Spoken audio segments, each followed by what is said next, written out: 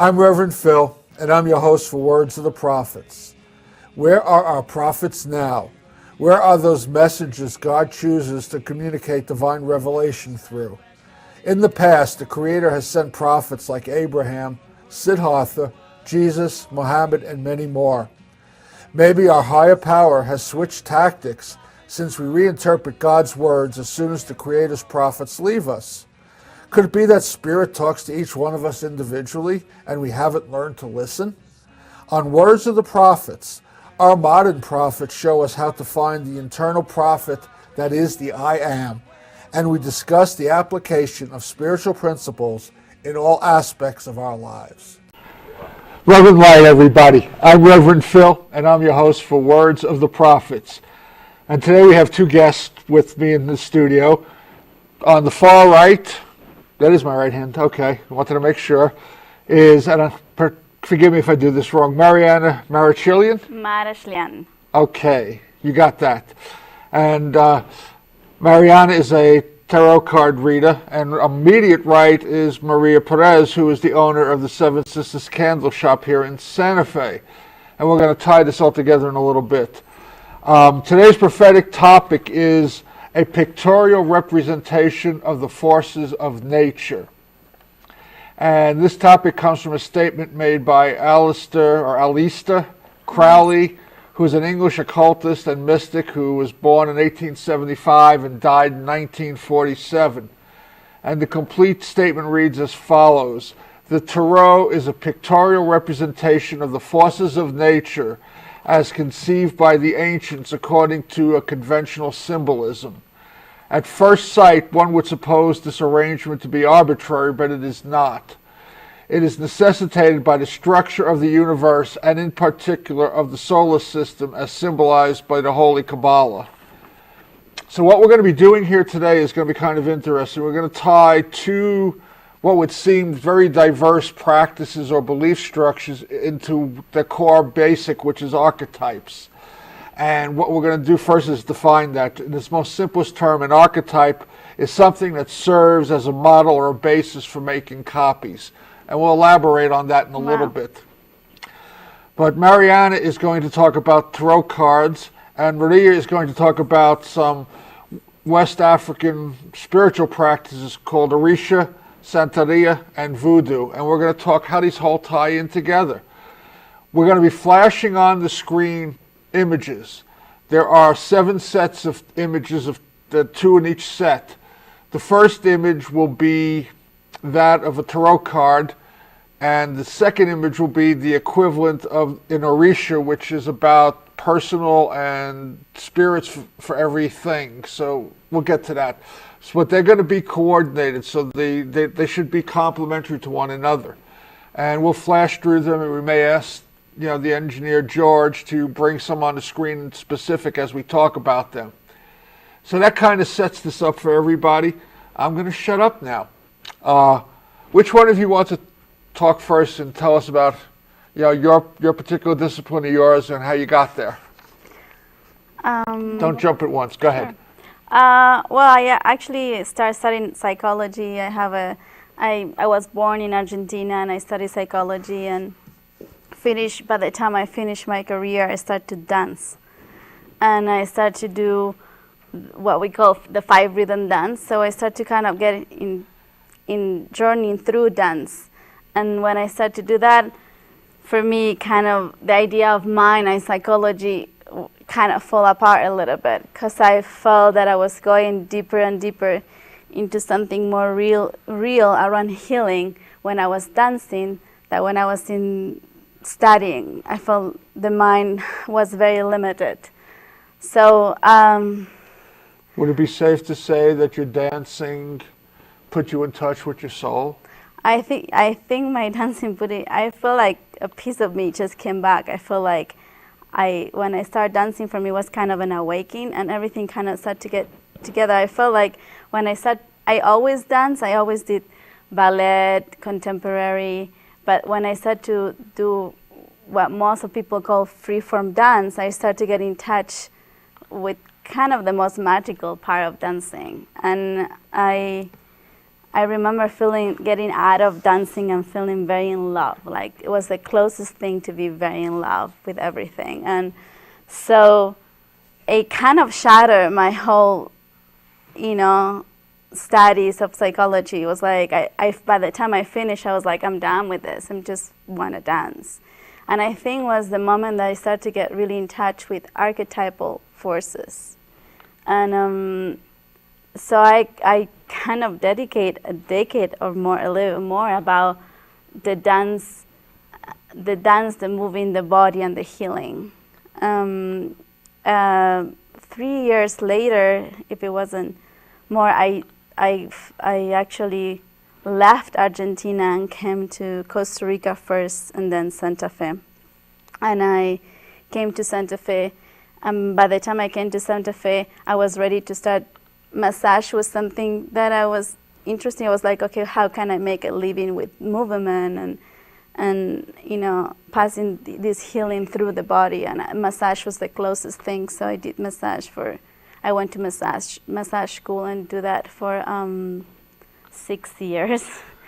And at the same time, I was facilitating in embodied dance for another 5 years, doing classes around dance. And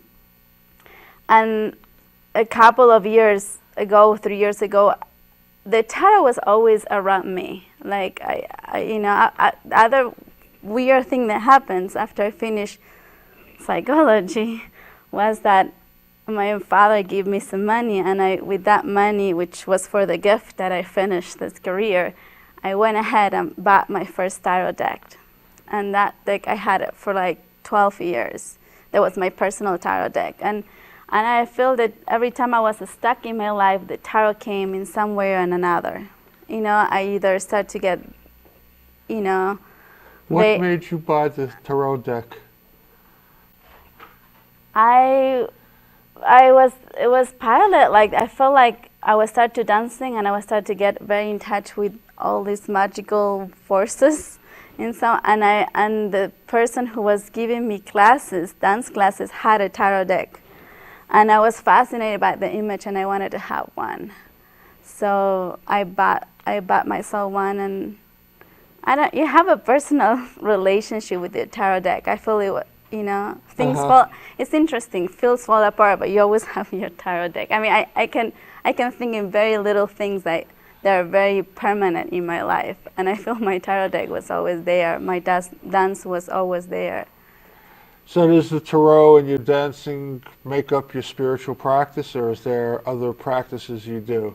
I feel like I always have lucky in a way, and to really see a lot of spiritual practice. I feel like I get to experience a lot of spiritual practices, and I feel that for me it was always important to see what it was behind them all.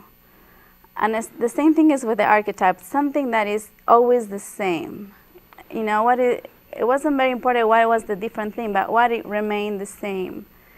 And it had this thing with me too. Like I noticed that a lot of things were impermanent in my life, but what was something I could remain in touch, or it's still there, what the whole thing fall apart.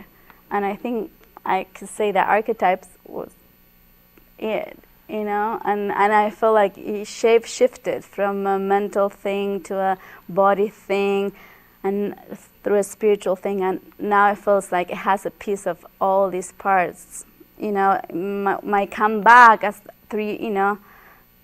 lately was really to become very, very professional about doing tarot reading, and I started to study with Katerina Perez, and I feel that all of that knowledge started to get together, and I had to go back to more speaking and saying more than passing through the body. I felt like I needed to kind of come back a little bit to, more close to psychology. What is the part of the mind in this?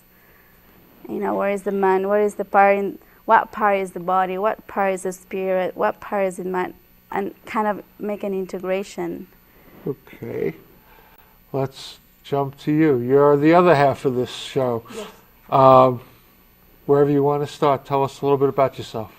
Well, I was born in South America as well, and I grew up in a very Catholic community.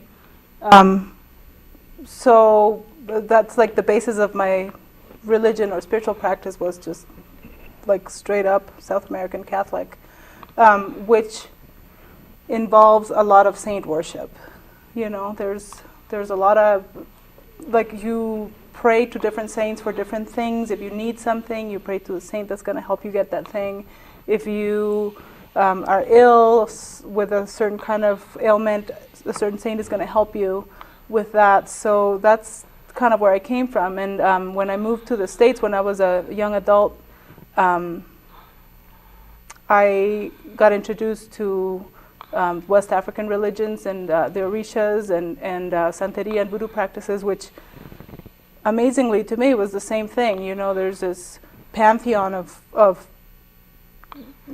people like gods that are going to help you, or that you can appeal to directly, where you can't appeal to God directly, but you can appeal to these guys and they take your plea to God.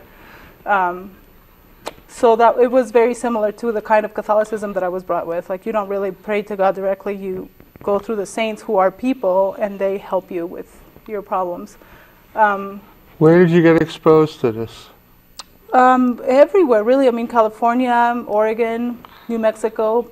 When I used to live, I just moved back to New Mexico, but I lived here for many years before, and did some Haitian drumming at that point. And that, you know, Haitian drumming is all about the Haitian gods, you know. So yeah, I mean, I don't think it's everybody's experience that in the States you get exposed to these things, but for some reason it kept coming my way and you know, so that's sort of like where spiritually, where my mind and heart and soul have been at. And the other part of my work or spirituality is also that I'm a doctor of Oriental medicine, so it's sort of this like a healing people, helping people heal their minds and bodies is also part of my spiritual quest. What did I guess it started with the Orisha. What did that give you that you didn't find in Catholicism? Well, it's a lot more fun. They have a lot more parties and music and you know, funner rituals that I wasn't getting with the Catholics. I mean, I love that Catholic practice, you know. I'm not a practicing Catholic. I'm not a practicing Santeria practitioner either. I just really am drawn to it. Okay, so that's the background. Now we're going to try to merge this together. How do we want to do this? I mean, we have a specific archetype that we want to We could start talking about the archetypes, and what Mariana and I have done is something that neither of us had seen before, and it's kind of far-fetched, but both the Orisha tradition, like the West African god, you know, worship tradition, and the tarot is what, you know, has to do with archetypal forces of nature, and they're the same everywhere. So we put together, like, we went through the major arcana of the tarot and then went through the major Orishas and figure out which fit what, and they fit perfectly. And something very interesting happened. I want to say it, like, we were there putting them together, and there was a lot of people coming to her shop. Something about the energy happened. So everybody kind of started to show up. I was like, yeah, as soon as we started talking about it, everything started happening. So that was very let's back this up just for a second. For the people who may not know, can you give a basic breakdown or understanding of what a tarot deck is? A tarot deck is, it has two parts, the major arcanas and the minor arcanas. The major arcanas is what I call more about the spiritual level of things. It has to do with more like the spiritual living part of you. And I think the minors has to do with the everyday life things that happen to you. In a deck, they're mixed. But when a major arcanas are like principles. They're like main principles that we all experience in our lives. and it has to do too with the transition of what the soul, learns through life and what kind of different teachings come to you. So a tarot deck is four suits, so to speak. It's like it has the major, which is like 22, and then there is 4 suits. The cups, or what has to do with water, emotions, the heart. The swords, that has to do with the mind, or the wind part. The wands, that has to do with fire and inspiration. And the other one, the coins, which has to do the coin of the pentacles, which has to do with earth and material plane. And how do you utilize the deck? Just again, for people who have never had any experience, how does a tarot reading work? You have your deck, and somebody shuffle the deck and usually ask you a question, and so you will ask them we pick a part of a deck, and basically we do a reading. And what happened to me is like through the cards you kind of see where the people is at, and almost the imagery of what's happening with this person. What are the themes that are showing up in their life? What they need to work. I don't like to do future things, but really to see what's hiding right now. What does this person need to see to heal themselves and to go through life the best they can with the most awareness they can? Okay, so let's bounce to your side. Orisha is really the name for the individual spirits. Mm-hmm. It's not the name of it is the name of the religion, but it's not the name of the god. Orisha is, the word Orisha means god. Basically. Okay. So there's different Orishas. There's the different gods that form the pantheon of these different religions. So there's the old African religion that has the Orishas, different Orishas. They change a little bit with the Middle Passage as the slave trade brought the religion to the New World. Some of it went to Cuba, some of it went to the Dominican Republic, Puerto Rico, Haiti, Brazil. Each one of these places has a slightly different version of the old African religion with slightly different Orishas, but they all have Orishas. That's what they have in common. They all have their gods, and each god represents a force of nature or a spirit of nature.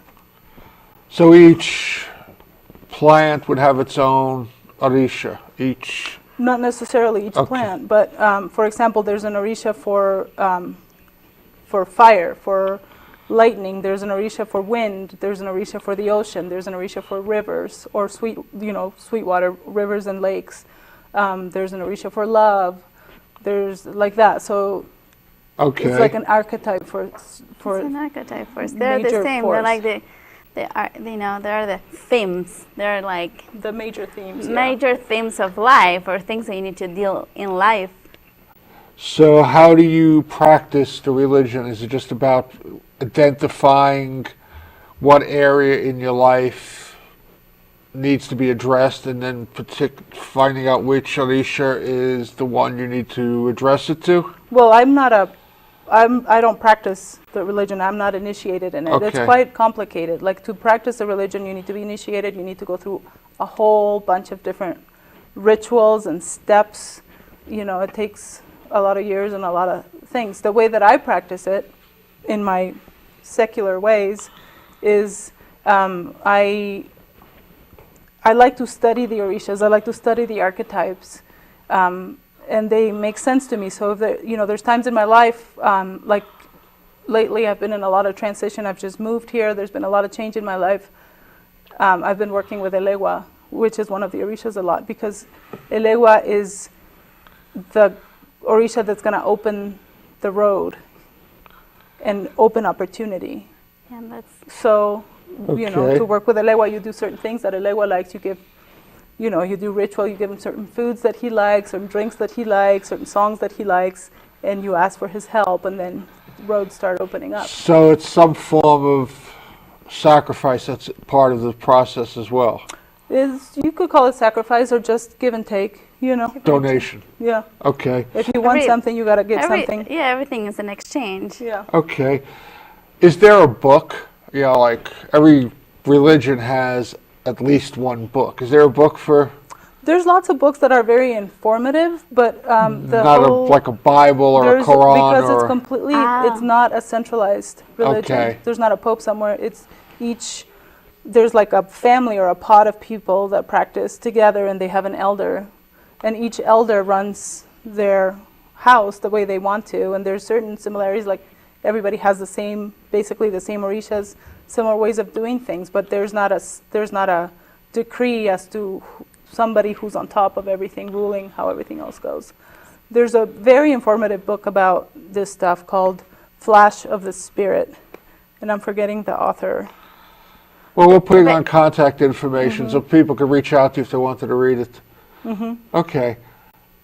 So, archetypes, where do we start? We could put on the first slide. We're talking about that's the hermit, but we're talking about the elewa, which is the first thing that had characteristic of the hermit and of the magician. That's a hermit. It's like when you maybe we can talk a little bit about like the elewa. Elewa's coming next. You should just talk about the hermit for now, like what the archetype is for that. I think like the hermit has to do with really coming inward to really connect with our inner life, to figure out a new beginning. There's a moment in our life that we just need to really, instead of being out there and doing the thing, just really coming inside to almost have another sense of knowledge. So there's a form of representing isolation. It's withdrawing into self. It could be that when you talk about isolation, can be the shadow of the hermit. That the isolation can be like, okay, I don't want to see anybody, or I just want to see me. There are two sides of that. Okay. You know, or people who think that being alone is just not want to see anybody. When it's like it's time to really connect and really hear our own voice. That sometimes get away from, because we're interacting so much, so we're out there so much that we kind of lose touch with our own voices. Why did we choose this one as the first? Was it random? Was there a reason? No, it wasn't random. What happened is like she was talking about Elegua, and she was talking about the beginnings, and and she was telling me about different way of representing Elegua, and one of them was as a cross. How is as a crossroads? As a crossroad. And is that the image on the screen now? That is an initiate of Elegua. So this person is dressed up as Elegua, is acting as Elegua, is wearing the colors of Elegua, which are red and black, and is smoking a cigar. Elegua loves cigars. So if you're in Cuba or in Haiti and you see a person dressed like this, they're doing some work with Elegua. So, but there was one of the representation that had to do with like the crossroad, and she was describing that if you see if in everyday life, like a homeless person is at the crossroad. As the crossroad, it is a representation of Elegua. And I was thinking, well, when I see that, what I think is in the hermit. So we couldn't really. This was the only archetype. Elegua was the only archetype that I couldn't just put just the magician of the hermit. They had both. Yeah. And I liked it because it has to do with a beginning that it has to do with your inner light. It's not a beginning out of air. It's a beginning that is related with your own self. To begin something from the inside out. And I like that. Isn't that the way it always is, whether we recognize it or not? Maybe. I think maybe, but I think sometimes we're more centered in us, and sometimes we start things centering other things that they're not necessary us. Okay. You talked about the magician. Is that the magician up there? No, this is the emperor. And this is this is the high priestess. Let's go to the high priestess then. Okay. High priestess. Well, that we figured out that the high priestess and Oshun were the similar archetypes. So I'll let Mariana talk a little bit about the archetype of the high priestess, and I'll talk about Oshun after that. I think you should start talking about Oshun because it was interesting. So can we get the next slide, please? Okay, so that's Oshun. Oshun is the goddess of love. She is, like her force of nature is the river and the lake. She is very, she's into her looks. She's into being sexy, and she likes honey. She likes things to be like soft and sweet. She's, she represents romance. She's very vain. She often is depicted with a mirror. I think you can see a mirror in one of her hands. So this is romantic love. It's like sweet, young, unencumbered love.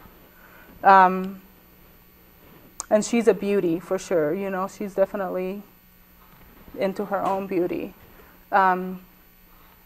You work with Oshun when you're in love, when you want to be in love, when you are looking for love, when you need just sweetness in your life in general.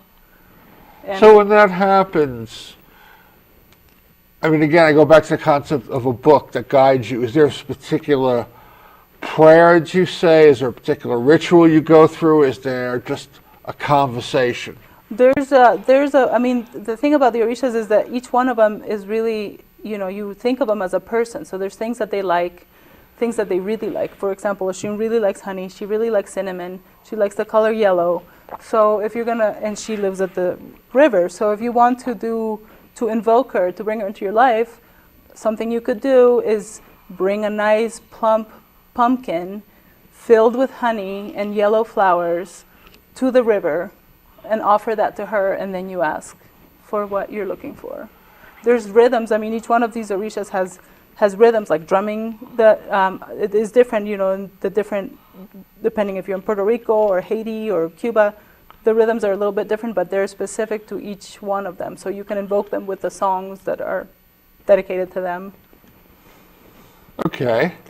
And I really relate the Oshun to the high priestess, because for me, the mirror has something a little more powerful than just the vanity, but just her own image of the high priestess is somebody who really goes inward to have a knowledge of the underworld. And I feel like there's this thing about the mirror has to do with the own self, to figure out who you really are. And there is a very female way of figuring this out that I feel the high priestess has and Oshun has. A sense of self-knowledge, and trust the self-knowledge, and trust is how the high priestess is related with self-esteem too. And the high priestess not necessarily is related with love in the tarot, but is related for me to recognize who you are, so you can actually be in relationship with somebody. For me, a high priestess is very related to the places you go before and after love. This underworld thing, when somebody leaves you, that you really go into, and then to be ready to the new lover. And I think in that place they're very related. And I have this thing with the mirror, that I think the mirror is a way of connecting with the deeper self. Okay.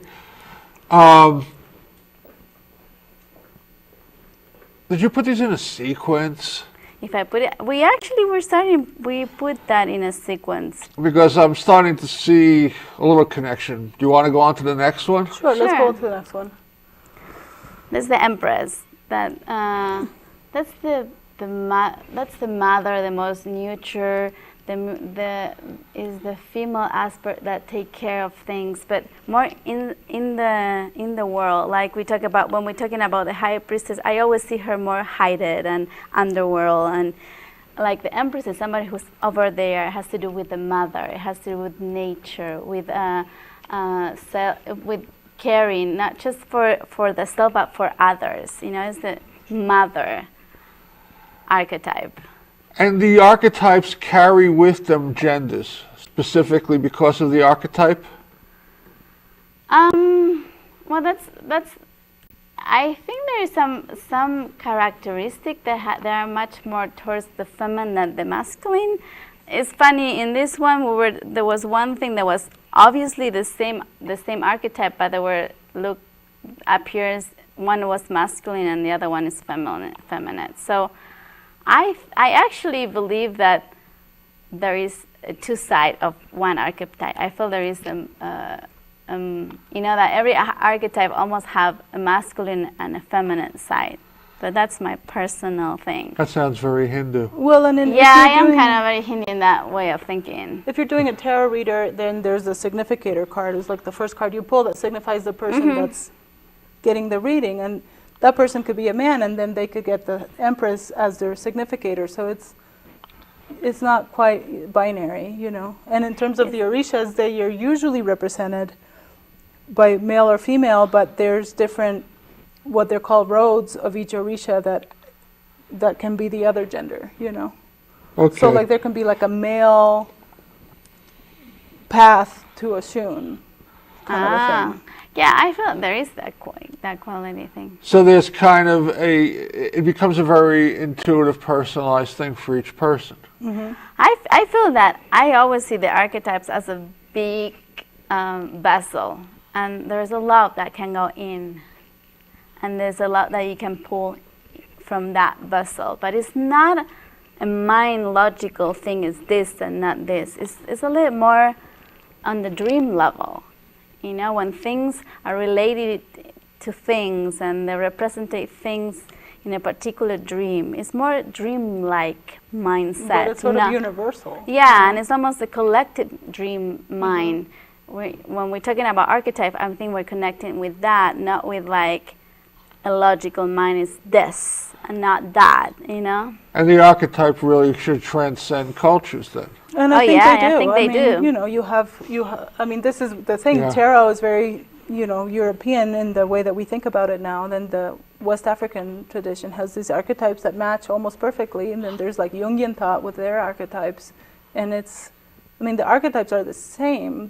I think the human race has a certain number of major archetypes that rule. You know, that makes sense to all of us, regardless of where we're from, you know. So it's a really nice way to tap into our spirituality, I think, because it makes sense. It helps us connect to a higher power, to have these things that actually make sense to us on this earth, you know. And what it talks about, I mean, we did that beginning, the statement that the tarot is a pictorial representation of the forces of nature as conceived by the ancients according to conventional symbolism.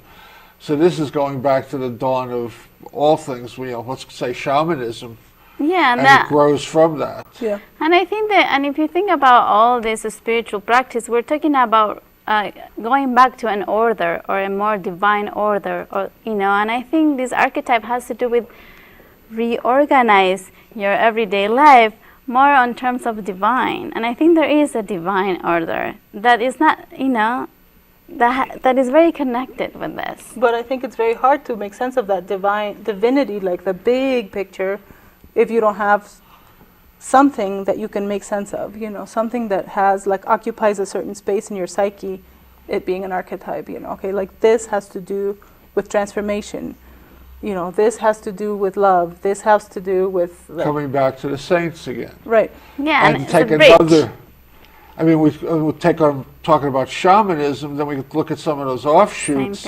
Native American spirituality, which is, again, that same thing doesn't give them names, but there's the spirit of the hunt, the spirit of the exactly, you know, and the sometimes they do give them names. Well, yeah, I mean, when we're talking about the animal power, every animal has a characteristic, you know. And that becomes your power animal when you choose one, or you get visited by one, depending or if you want to get into that characteristic of that animal, a particular, if you want to develop a particular characteristically or something, you just go and connect to that animal. Same thing, you connect with that archetype, you connect with that Orisha.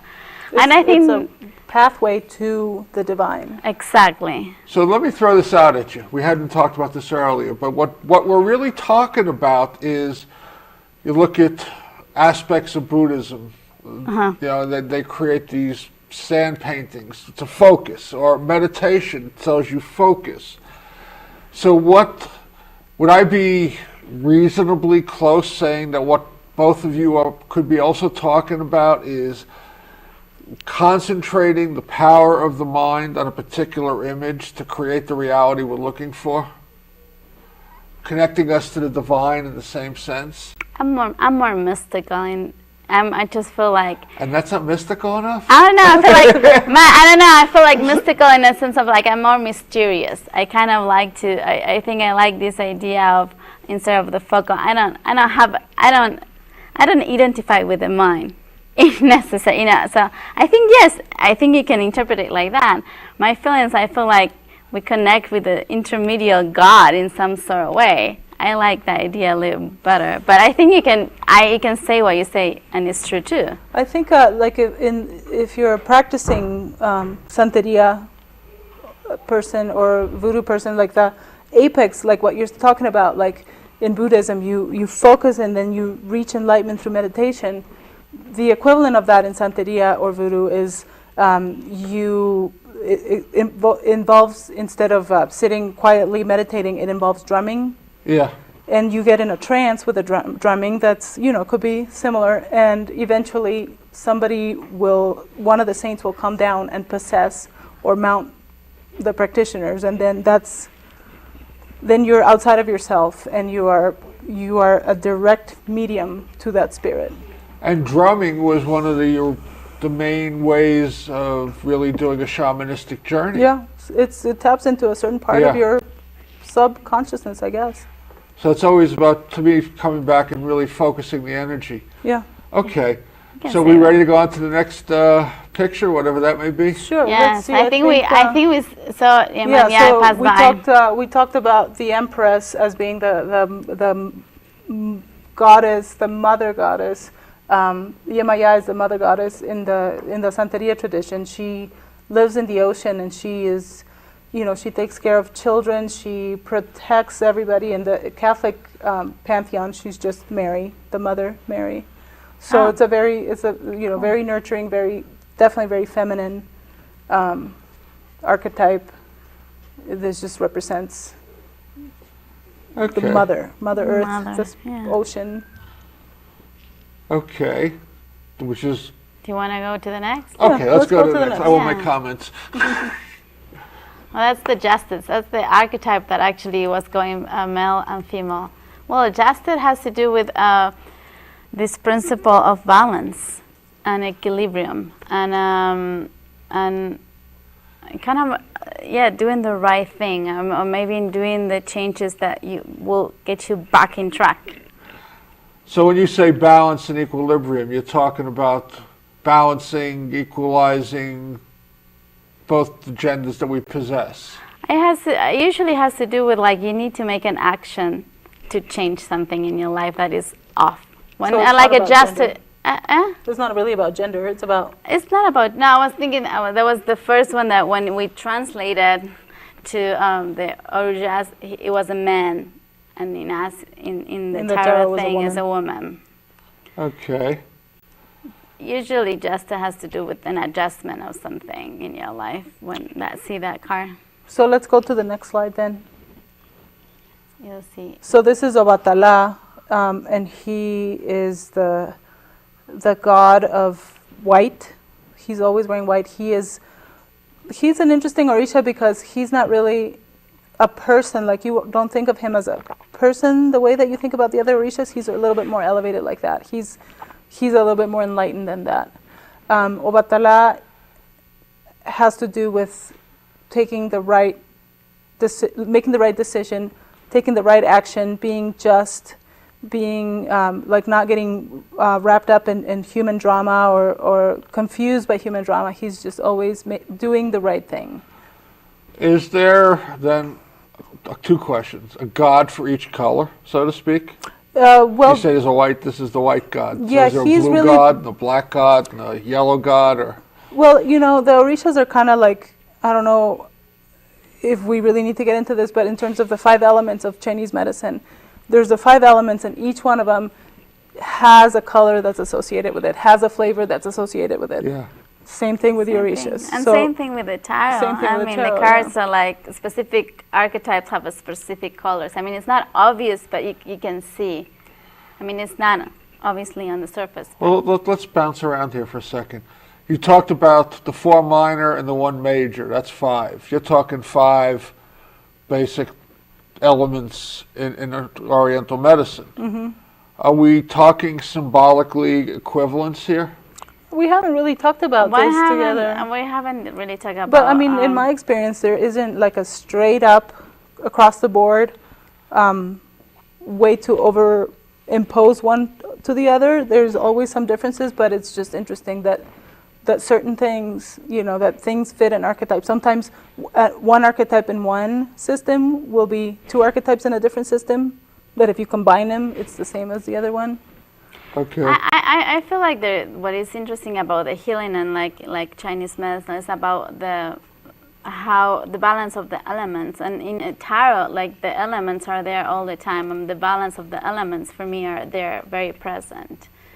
So, and I think when you talk about native, spirituality too, like there is something about this type of forms that include the elements around us and of nature, which I think is very important. Well, I mean, from the beginning, nature and how we were able to deal with it was our survival. Yeah, but we have a respect. It feels like now we kind of control the elements instead of having a relationship with the elements, which is very different.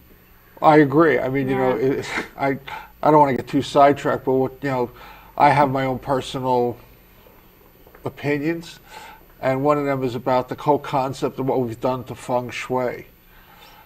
Because feng shui is a basic, what you talk about, elemental. It goes back to basic shamanism. Feng shui translates into wind and rain, or wind and water. And they used it to where do we plant the crops? Where do we get plenty of water? Where do we not get that much rain? But now we do it, it's all over the place. So I don't want to get too sidetracked. Yeah, because we have the chariot, we should continue on. And then this is the chariot. The chariot is the element of really moving and take control of your life and just go forward. I think that's as simple as that. So it's the vehicle. And it's the movement. And this is Ogun, who's we paired him up archetypally with a chariot. He's the quintessential beautiful, powerful male energy. He's the god of iron. He's a warrior. You don't mess with Ogun. He gets things done. He just barrels through. So it's very similar. That one's actually and this one, the tower, the ones that we found the most similarity. Yeah. That's the tower. That's what I think the tower is the beginning of a change where things start to fall apart, and what really real is appears basically, and it has to do basically with healing. And you notice there's the flames and there's the lightning, which if we go to the next slide, there's Django here. He's the god of fire. He's the god of lightning, and he has a lot to do with war. He has a lot to do with things falling apart and bringing something completely different. It has to do with really what is not real falls apart, and what is real I come up basically. So and then we have the last one. This is the last one? Yeah, that's the last one. Which is the death, which is that finish. Death? Death. It's like things, it has to do with things that really finish. It's like transformation in a different way. Different way than the tower. The tower is sort of like things are falling apart, but something. Yeah, that something appears. So I think when the death comes, it's like something really finished. It's more like determined. It's more not necessarily a death. No, it's not necessarily somebody die. But for me, it has to do. It's like, okay, this is finished. Something new is about to start. And this is Oya, who's the Orisha of not necessarily the dead, but the cemetery. She lives at the gates of the cemetery. Her force of nature is wind, so it's absolute change. It's just like a whirlwind. It's Katrina, Absolute this is like change. Come, sweep it up, and then there's like nothing that was there is left anymore. Change. Yep. Change. Radical change. So we've gone through some of the imagery. We've gone through the archetypes. And I want to spend a little bit more time with each one of you talking about the application. Then they come to you, what we talked about at the beginning, and you give them a reading based upon the intuitive sense of what the card is telling you. Uh-huh. And that gives them some form of guidance. Yes. How does this work? I mean, is there a book that you go to? Because I remember when I first started, I used to do tarot readings. And at the beginning, it was about just like taking them out of a book, basic definitions, and then realizing that those definitions were just guidelines. They were not hard and fast. Is there a book that says this card, this is what you want to look for, this is the card you go to, this is the god you go to? I mean, like I said, there's lots of different books, but there's not a definitive, like, holy text, you know? So you can learn about a lot of these gods through different books. You can Google them all up and see what you learn. So you can learn about what's the force of nature behind each god, what things they like, what colors they like, which numbers they're like, and things like this. You know, like I said, I'm not a priest of Santeria. Like, I'm not providing this work. What I do, I have a shop that deals a lot with the Orishas and the saints, the Catholic saints, and several different kinds of traditions. But, you know, when people come and ask me for help, like, what do I do? You know, I'm getting a divorce, or somebody's put a curse on me, or I can't find a job. Then in my education, like, what I feel comfortable with is the Catholic saints and the Orishas. So, you know, I will tell them, okay, well, this candle, you know, is this color, it'll help you for this. Write a certain prayer on it, you know, make a certain offering to this god, and do this for 7 days or whatever it is, and then that god will help you. So it's just about instructing people. I mean, really what it is about instructing people to focus their need, their desire, like what they're working on, to focus it in a way that can be manifested in the universe. So if you want to do it through, you know, pagan ritual or Catholic ritual or Orisha ritual or whatever, it's all gonna work. It's just a matter of really focusing the intention. And that's, you know, I focus my intention through the Catholic saints and through the Orishas, so that's what I can help people with. Did the pictures of the Orishas come off of a deck? No. Okay, so they came from a book. Yeah, actually those pictures that we had right now came from Google. Ah, okay. So people can just Google it. Orisha. Okay. Talk about decks. You have a deck that you connected to. Do people connect to the reader when they come in, or they connect to the deck, or both?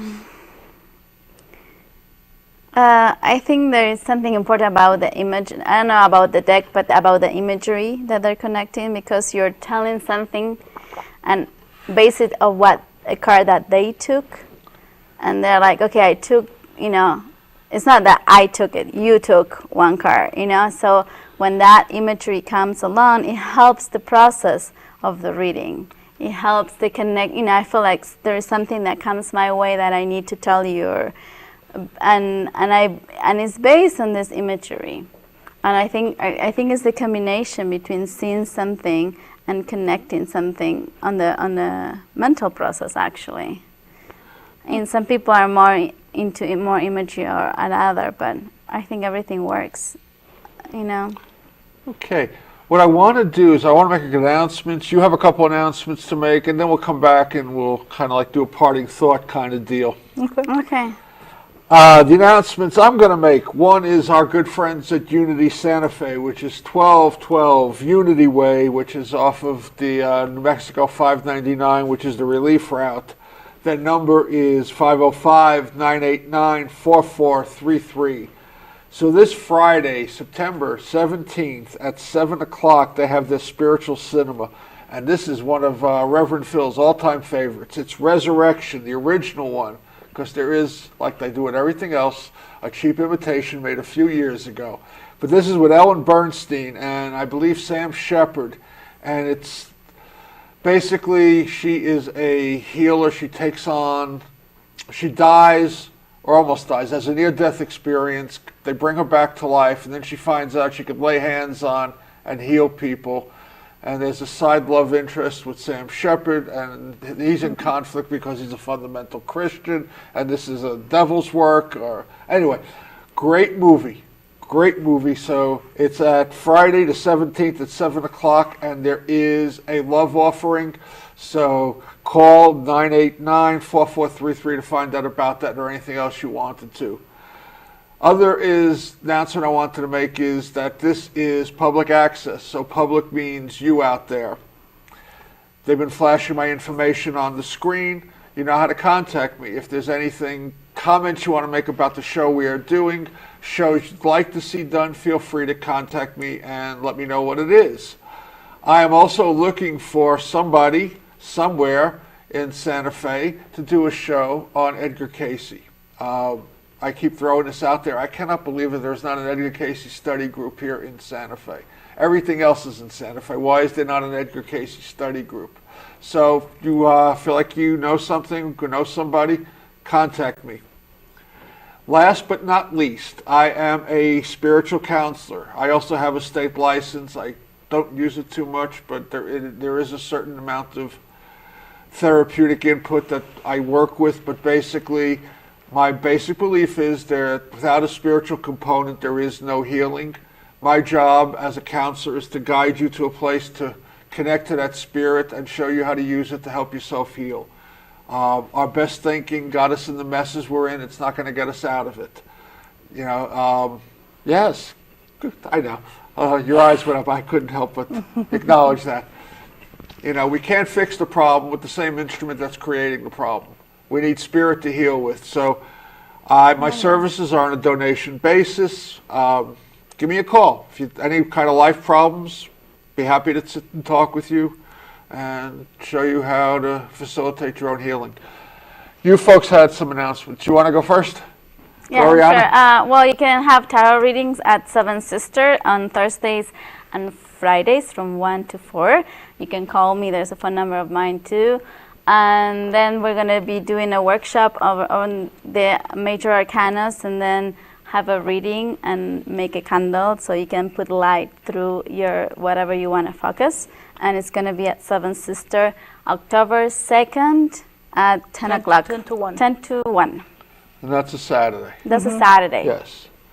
And me, what announcements do I have? Well, come to Seven Sisters Candle Shop. We have a lot of good stuff there. We have a lot of information. We run a lot of workshops there too. We have an Orisha workshop going on right now. And we'll have those ongoing. So if you are interested in that, just go to the website, check it out. We'll have one probably coming up in a couple months when this one wraps up.